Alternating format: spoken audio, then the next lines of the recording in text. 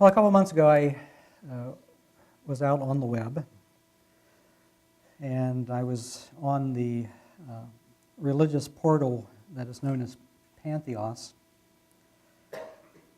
and came upon a discussion among progressive Christian bloggers about God. And that religious portal I've mentioned a couple times, but it has become the largest kind of gathering place on the internet for religious discussion representing religions all around the world. And you can go on there and find out information about any religion that is known to humanity today. And within the Christian community, there's progressive Christians and evangelical Christians and Catholic and some other Protestant representations there. But on the progressive Christian site, one of the bloggers there made an observation that as he was reading down through all of these blogs, and there's hundreds of bloggers who are listed there on the progressive Christian site, that he didn't see much conversation about God. There was lots of talk about Jesus, and there was lots of talk about social justice and issues, but there wasn't a whole lot of talk about God. And so he posted a challenge to those bloggers who are linked there to say something about God. And more than 50 responded to the challenge. And as I read through those responses, I thought this is going to be a good topic for a future series, because there was such an interesting range of responses. And it's interesting because it's obvious as you read through those, and some people many of them talk about actually, that they don't talk about God a lot. And one of the reasons is because they, and I think it's they like many of us, we know what we don't believe, and what we've come from, and what we hear and we don't like. And so we can talk about that if we need to talk about that. But to actually talk about God and what we think or believe or feel is more challenging. And as many of these bloggers said in their posts, that it's not the kind of thing that you can reduce to 3 bullet points. And so sometimes it's just easier not to talk about it. But they did in this series. And so over the next 5 weeks, I'm going to share portions of some of the more, what I consider to be the more thoughtful responses. And I should say, if you go out there and look and read all the responses, some people responded with poetry, and some people responded by linking to beautiful music. And when they talked about God, that's what they think about. And others then posted some thoughts. So I'm going to share portions of some of the responses, and then reflect on those responses and reflect on the diversity of views among those who responded. And then, as I said last week, and once before I believe, on the 6th week, 6 weeks from today, which is the Sunday before Lent begins, I'm going to have posted around the room some of the various responses that I've talked about, as well as some others, and I'm going to invite people to get up and spend some time looking around and find themselves under the description of God that they think fits them. And there'll also be paper there. If you go around there and you don't find anything you like, you can write your own definition of God and put it up there and see if anyone else agrees with you on that. So we're going to do that. I want to begin today with a post by James McGrath. He teaches Bible literature at Butler University in Indiana. He's a Bible scholar. And points in his discussion, it's a fairly long piece where he talks about the limitations of language when we are talking about God. And then he also references the views of significant 20th century theologian Paul Tillich. And I'm actually going to use McGrath's couple posts or couple paragraphs that I read to jump off and talk some more about Tillich, because I think he's fairly significant and important in what he says about God. So I'm going to read portions of 3 paragraphs of his longer essay. God is not an object. God is a mystery, not an explanation. God is not a giant person. We use personal language because we are the most transcendent.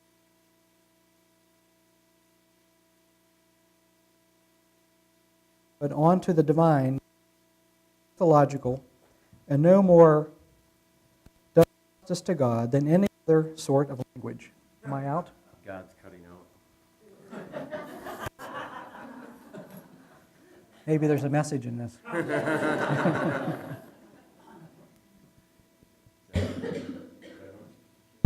There we go. Okay. So let me begin again with McGrath, what he has to say. God is not an object. God is a mystery, not an explanation. God is not a giant person. We use personal language because we are the most transcendent things that we can directly experience in the universe. But projecting human personhood onto the divine is no less mythological and no more does justice to God than any other sort of language. Taking such language, indeed taking any human language about God, literally is, in the ancient way of thinking about things, to engage in idolatry. But once we emphasize sufficiently that all religious language is metaphor, symbol, and myth, then we can begin to articulate symbols and even stories that communicate something of what we mean, signs that we believe point in the right direction. For me, he goes on, for me, influenced as I am by the theologian Paul Tillich, God is the ultimate, the reality that transcends and encompasses everything else. God is not a being within the universe. God is being itself. And so for me, there is no real debate about whether there is reality. It is about the nature of ultimate reality, the highest level of transcendence or of the infinite that there is. So, God is not an object. God is not a giant person. God is not the big daddy in the sky, where you think of any attribute that you can think of that and attach that to a person. Smart or strong or just or wise or loving or good.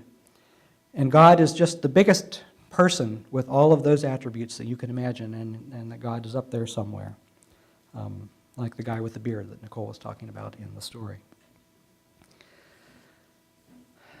Now, you know, what McGrath talks about is, and a number of the bloggers who talk about God, is that we obviously don't have any choice but to use the language we've got to talk about God.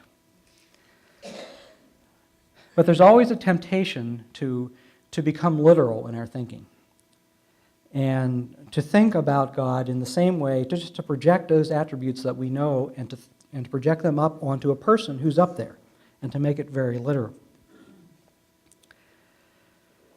McGrath talks about Paul Tillich. Tillich was probably the greatest theologian of the 20th century. And he taught at Union Theological Seminary, and then he taught at Harvard Divinity School for a number of years. Tillich would say, again and again and again, that God is not a being, but God is the ground of being. And what he meant by that is that every being, that's not a being, that's a being, participates in some way in the divine and points beyond itself to something that is greater than it. He would say that we all know that we're real.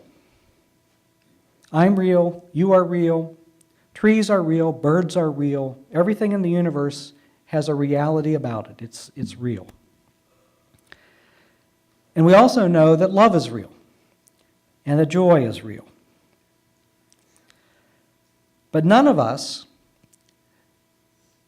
and none of any of those attributes like love or joy, captures the complete picture of reality. Everything participates in it, and yet nothing captures it. It's always bigger than whatever we can think about.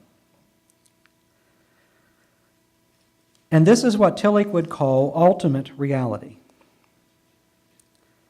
And I'm going to come back to ultimate reality in a moment. But he would say that when we use our language to talk about ultimate reality, what we are talking about is God. Now, Tillich talked a lot about metaphor and symbol, and talked about how the only way we can think about God is by using the language that is metaphorical or symbolic. And so, for instance, in a not God example, the flag, the American flag, is a symbol. It's a flag, it's a physical object, but it also, in our country, it points beyond itself to something. It symbolizes something greater than just a flag that's waving in the wind. It symbolizes the country and all that the country stands for. That's a flag. In Christianity, the cross is a symbol. It's a wooden cross, a very physical thing, and yet within Christian tradition, it symbolizes something more than just the cross. But Tillich talked a lot about how language changes over time and over cultures. And symbols change. The meaning of symbols change as time goes on. And to give you an example of the way symbols change, he talked about in the Bible how a frequent reference to God is king. God is a king. And that in biblical times that made perfect sense because there was a king and there were kings in every kingdom. And people grew up living in a kingdom where they knew exactly what that meant. They knew what it meant to be part of a kingdom from the time they were old enough to understand it until the time they died. And they had the experience of what a good king and a bad king was. And so kingdom and king were what Tillich would call living symbols. They meant something. And so in the Bible, when God is talked about as a king, and when Jesus talks about living in the kingdom of God, in that time everyone understood exactly what that meant. It was a living symbol. But eventually, that symbol died. It failed to have meaning anymore. And we can talk about it, but we really have no idea what it means to live in a kingdom because we've never lived in one. We just don't know what it means to live in that kind of political system anymore. And so for us, it's a dead symbol. And that's the way language about God works. We use the symbols and metaphors that we know to talk about God, that these symbols and metaphors get us close to our image of what God is like. But it's a changing language for all of us, that over time, symbols that were once alive and metaphors that once had meaning no longer do anymore. And so we are constantly finding new symbols and new metaphors, and what that means is that our imagination about what encompasses God or what God is all about continues to evolve and to change. At our best, we realize the limitations of our language, and that we are speaking metaphorically or symbolically when we talk about God. I mean, God is not a rock, but often God is said to be like a rock. That's metaphorical language. But no one metaphor captures the completeness of God. If we focus on one particular metaphor, then we are limiting that divine, and we are putting it in some kind of a box. Now, I want to say something more about Tillich's idea of God as ultimate concern. We talk about whether we believe in God or whether we don't believe in God. That's just a common language that we use, and we divide ourselves into categories. I believe in God, you don't believe in God, or we divide ourselves up about that kind of with that language. Tillich would say that the language of belief is not very helpful or useful. A person can say that they believe in God or don't believe in God, and that doesn't tell you anything about them, except that they belong to some tribe that either does or does not believe in God. It is much more useful or telling to look at how they spend their time, and their money. And where they invest their emotional energy. And that will tell you then what they are devoted to. And Tillich would talk about that devotion is worship. It's the definition of worship. That we are all devoted to something. If you take someone steps back, if we step back from ourselves, or someone else is able to step back and look at us and how we spend our lives, that we will be able to figure out what we are devoted to, what we worship with our lives. And that, according to Tillich, is our ultimate concern. That is our God. And it's much more useful to talk about that and to think about that than it is to talk about whether we believe or do not believe in God. And there are many ultimate concerns and many gods that we can be devoted to. We can be devoted to God and country. And it's worth noting that Tillich grew up in Germany and began to teach in Berlin, at a university in Berlin, right before the Nazis came to power, and spoke out strongly against the Nazis, and was able to escape. He was removed by the Nazis from his teaching position and then was able to escape Nazi Germany, and was invited by another American theologian, Reinhold Niebuhr, to come to America and to teach here in America, where he eventually came. And he spoke no English at the time. He had to learn English. But in his day, in that moment in history, he knew all about that ultimate concern that was country. And the way the Nazis required a form of worship and what that meant.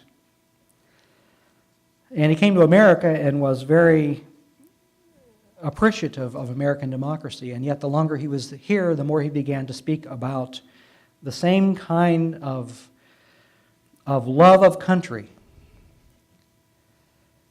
and easy confusion about loving country and loving God and not being able to see any difference between the two.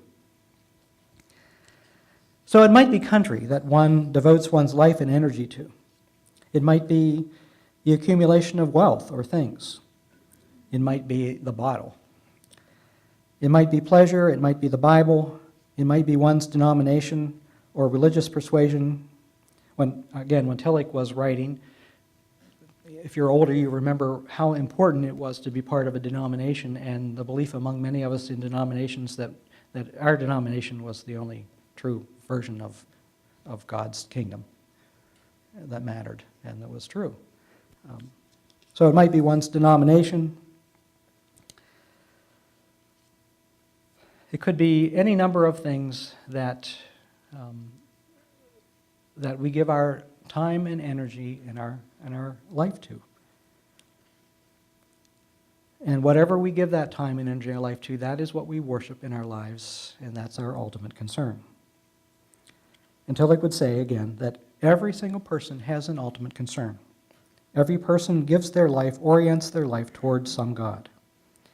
And then he would go on to say that it's the job of the faith community to continually be asking the question, is what we are worshiping with our lives worthy of our devotion?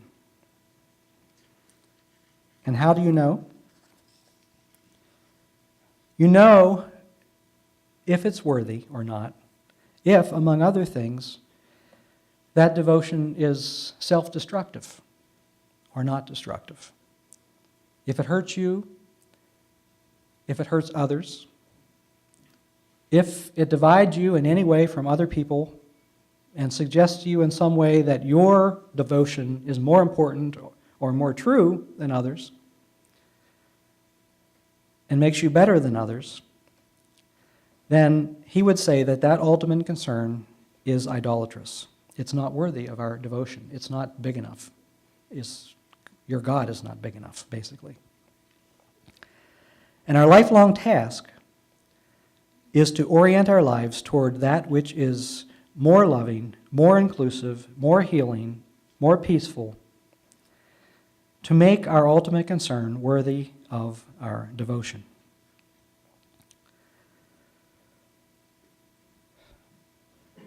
So God is not just another being, but the ground of being. And people who read Tillich hear him and actually feel him as being mystical, and he was. Everything participates in this being, but nothing captures it. And we have no choice but to use our language to capture its meaning, but it's very important always to remember that our language is limited.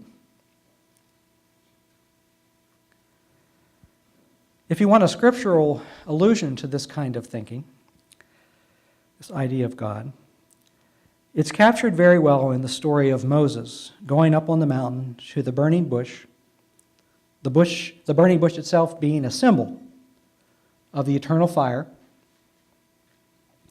And there, speaking to the burning bush and asking God for a name.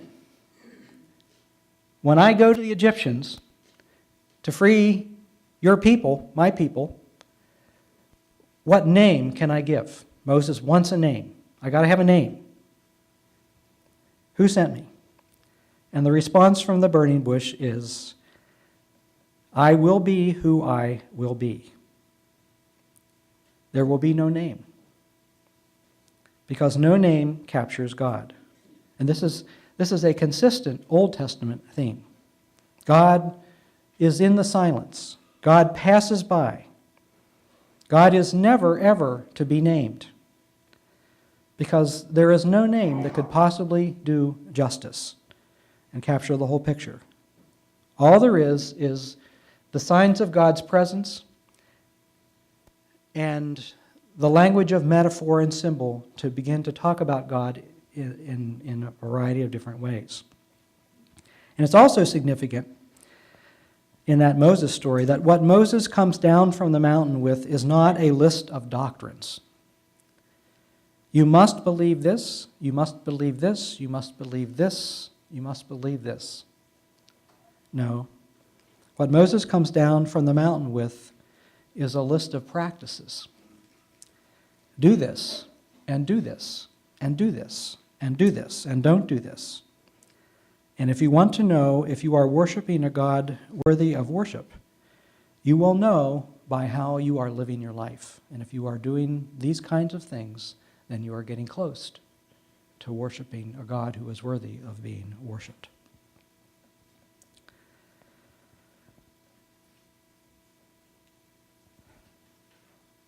So God, I don't think that there's any of us that probably pictures God as being the guy with the white beard in the clouds, right? That's kind of the Santa Claus version of God.